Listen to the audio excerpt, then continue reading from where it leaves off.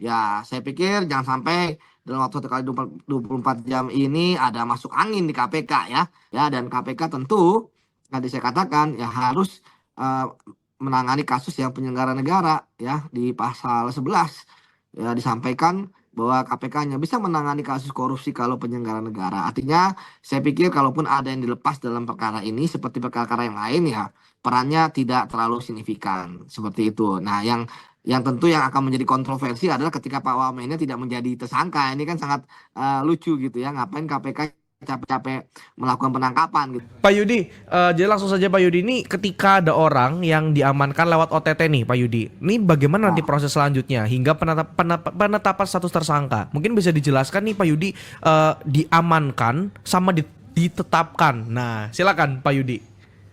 ya, tentu ketika seseorang dilakukan penangkapan pada saat OTT, maka sudah pasti diketahui bahwa dia terlibat dalam kasus tersebut dan kemudian kejadian ataupun peristiwa pidananya saat itu dan selanjutnya ada barang bukti yang ditemukan terkait dengan kasus pidananya. Jadi ketika ditangkap kemudian semuanya kalau sekarang kalau di Jakarta ya pasti dibawa ke gedung KPK ya. Kalau di daerah kan biasanya ke Polda dulu ya atau tempat lainnya. Nah, selanjutnya dilakukan pemeriksaan mempunyai waktu 1 kali 24 jam. Nanti akan ada ekspos untuk menentukan orang-orang yang ditangkap ini statusnya seperti apa. Ada yang statusnya itu langsung tersangka, langsung dilakukan penahanan karena KPK ketika OTT, ketika sudah jadi tersangka tidak mungkin tidak ditahan. Itu yang pertama. Kemudian yang kedua, kalau saksi ya tentu akan dipulangkan walaupun dia juga ikut diangkut ya ketika OTT tersebut. Nah, sekarang kan yang menarik adalah bagaimana statusnya Pak Menteri ini ya, Pak Wakil Menteri ini ya. Tentu kita tahu bahwa dalam proses OTT yang terjadi ini ada dua hal yang menarik terkait dengan beliau ya. Pertama, beliau adalah orang yang jabatannya paling tinggi yang ditangkap oleh KPK pada saat ini ya, berdasarkan keterangan KPK. Kemudian yang kedua, ya kita tahu bahwa kasus ini kan terjadi di Kemenaker Trans. Artinya tidak ada efek jerah ketika sebelumnya KPK sudah menangani kasus yang modusnya mungkin hampir sama dengan yang ini ya. Waktu itu kan terkait dengan pemerasan ataupun tindak pidana korupsi ya yang terkait dengan apa namanya tuh tenaga asing ya, tenaga kerja asing ya TKA ya, yang dipungli oleh teman-teman di Kemenaker Trans. Jadi kita tunggu saja KPK tentu akan melakukan gelar perkara dan barang bukti kan tadi sudah disebutkan ya oleh teman-teman reporter Kompas.com ya ada barang bukti berupa uang tunai, bisa jadi ada uang yang ditransfer gitu ya atau ada di rekening ya kemudian tapi yang sudah pasti kan uang tunai ya ada juga terkait dengan mobil ya motor yang begitu banyak jadi saya melihat kasus ini tentu bukanlah kasus yang receh bisa jadi kasus ini melibatkan miliaran dan emang yang kita sayangkan bahwa ada wamen yang terlibat di tengah Pak Prabowo yang kita tahu sangat berapi-api dalam pidatonya terkait dengan upaya pemberantasan korupsi di negeri kita. Terakhir kan beliau ingin korupsi diberantas sampai akar-akarnya. Tapi ya ini juga bisa menjadi hal yang positif ya bahwa ketika ada anggota kabinet beliau yang menjadi pelaku korupsi dan kemudian kena OTT ya tidak akan dibela. Jadi kita saat ini sedang menunggu ya gelar perkara dari penetapan tersangka oleh KPK. Saya duga saat ini KPK sudah melakukan gelar perkara ya untuk menaikkan status masing-masing dan apa orang-orang yang ditangkap ini. Tapi sekali lagi bahwa kalau misalnya Pak seorang wamen dilakukan penangkapan oleh KPK, saya kecil kemungkinan dia tidak menjadi tersangka. Apalagi kalau penangkapannya itu sebelumnya sudah dilakukan penangkapan terhadap pelaku-pelaku lainnya sehingga kemudian KPK berani ya melakukan penangkapan terhadap wamen karena bukti-bukti yang dimiliki sudah cukup. Berbeda masalahnya jika memang penangkapan terjadi kemudian Pak Wamen nggak sengaja di situ ya kan artinya nggak sengaja ke bawah tapi ya enggak lah kalaupun saya sering menangani kasus korupsi ketika OTT tersebut ya kalau ada orang yang nggak terlibat dan ada tempat tersebut dan kita tahu bahwa dia terlibat ngapain juga ikut diangkut begitu Mas. Oke, kalau melihat OTT KPK sepanjang tahun ini nih Pak Yudi, dengan Ya, terjaringnya nama Wamenaker Immanuel Ebenezer, bagaimana sih Pak Yudi sebenarnya melihat kasus ini? ya tentu KPK kan sebelumnya kan minta maaf ya, baru dua OTT. Setelah minta maaf, KPK ngegas. Ada satu bupati berhasil ditangkap, kemudian yang terakhir ini adalah Wamen. Artinya grafik dari kinerja KPK meningkat dan ini tentu kita harus hargai ya. Ya berbeda lurus dengan sebelumnya ketika zamannya Firly gitu ya. KPK malah makin lemah. Tapi ini saya pikir memang kita nggak boleh berharap terlalu banyak. Tapi setidaknya memang KPK ini berusaha untuk pulih ya.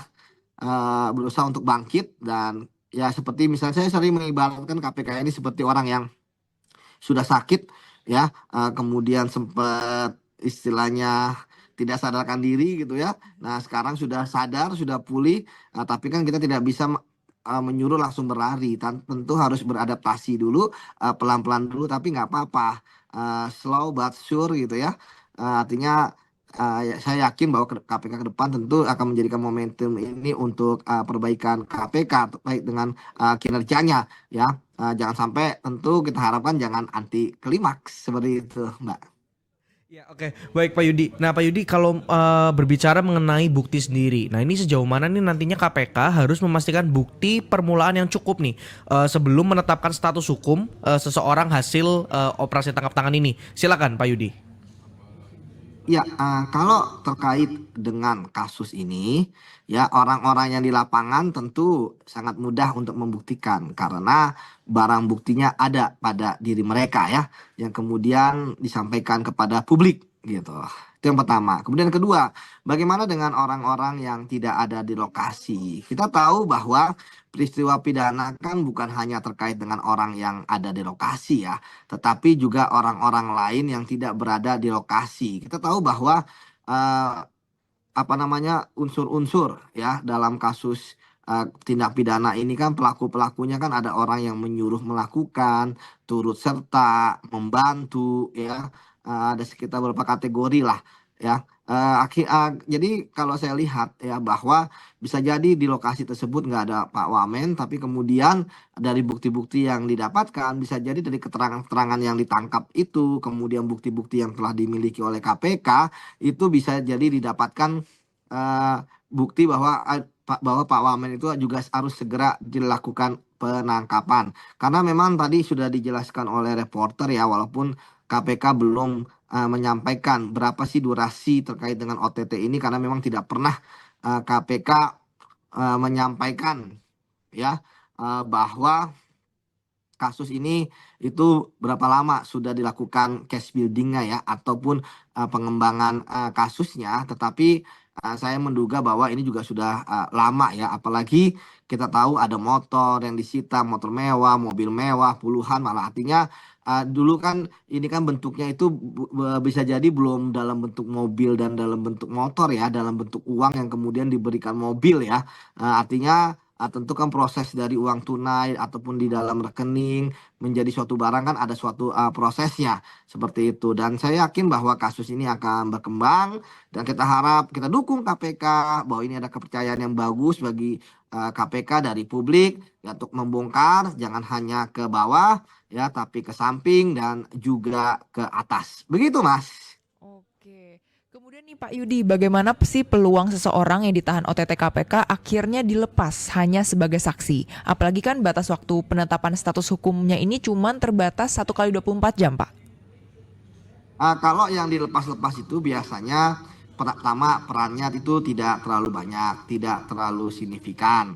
Ya, kemudian yang kedua ya dia mau mengaku jujur gitu kan, dan ya kita paham bahwa ya sebenarnya dia melakukan itu adalah sebagai perintah gitu ya. Karena ada relasi kuasa dengan orang yang menyuruh melakukan, tetapi yang penting dia jujur. Nah, kalau untuk kasus OTT tentu ya ketika orang lepas itu artinya dia tidak terlalu signifikan ya keterlibatannya untuk saat ini, karena KPK dalam waktu 1 kali 24 jam yang kita tahu ya, waktu yang sangat singkat begitu banyak kegiatan mulai dari menyegel, memeriksa saksi, mem-BAP, gelar perkara ya, menghitung barang bukti ya, mengejar dokumen, berkas dan lain sebagainya, maka yang harus dilakukan pertama kali adalah KPK harus menentukan status tersangka yang dia merupakan penyelenggara negara agar KPK bisa dapat menanganinya. Sebab kalau itu nggak dapat, maka KPK harus segera melimpahkan perkara ini ke yang lain. Oleh karena itulah maka kita tahu bahwa Wamen adalah seorang penyelenggara negara, ya, dan KPK tentu tadi saya katakan ya harus eh, menangani kasus yang penyelenggara negara, ya, di pasal 11 ya disampaikan bahwa KPK hanya bisa menangani kasus korupsi kalau penyelenggara negara. Artinya saya pikir kalaupun ada yang dilepas dalam perkara ini seperti perkara yang lain, ya perannya tidak terlalu signifikan seperti itu. Nah, yang tentu yang akan menjadi kontroversi adalah ketika Pak Wamennya tidak menjadi tersangka. Ini kan sangat lucu gitu ya. Ngapain KPK capek-capek melakukan penangkapan gitu kan? Lebih baik seperti kasus-kasus lain, misalnya kasus kepala daerah yang tidak ditangkap karena hanya kadisnya saja gitu kan, seperti itu. Jadi kembali lagi bahwa penanganan kasus ini kita sangat percayakan pada KPK, ya. Kita harapkan bahwa kasus ini benar-benar objektif, tidak peduli siapapun yang kemudian terlibat harus segera ditangani perkaranya. Oke, baik Pak Yudi. Tadi rekan kami di lapangan ini kan juga menyampaikan informasi nih, kalau di gedung Kemenaker ini ada ruangan yang memang disegel. Tadi ada lantai 7 Ya, dan lantai 2. Nah, itu boleh dijelaskan nggak Pak? Itu artinya apa dan kenapa ruangan-ruangan tersebut harus disegel? Silakan Pak.